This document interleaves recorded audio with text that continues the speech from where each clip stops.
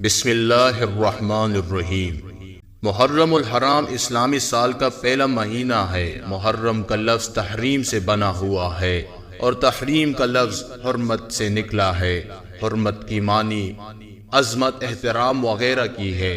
اس بنا پر محرم کا مطلب احترام اور عظمت والا ہے۔ محرم اسلامی تقویم کا پہلا مہینہ ہے۔ اسے محرم الحرام بھی کہتے ہیں۔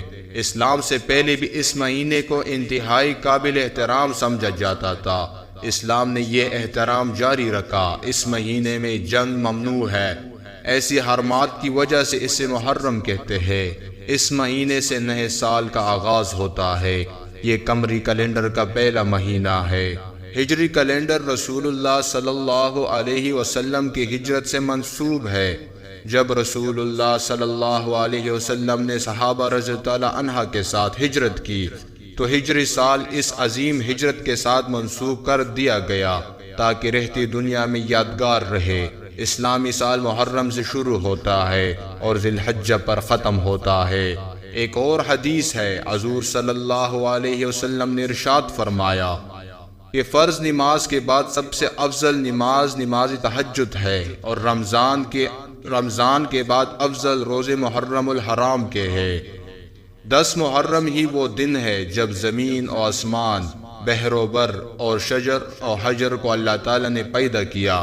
اسی دن آدم علیہ السلام کی پیدائش ہوئی اور اسی دن توبہ قبول ہوئی۔ عاشور کے دن ہی سفینہ نوح کنارے لگا۔ اسی دن ابراہیم علیہ السلام کے لیے آگ گلزار اور باغ بہار بن گئی۔ اسی دن حضرت ایوب علیہ السلام بیماری سے صحت یاب ہوئے۔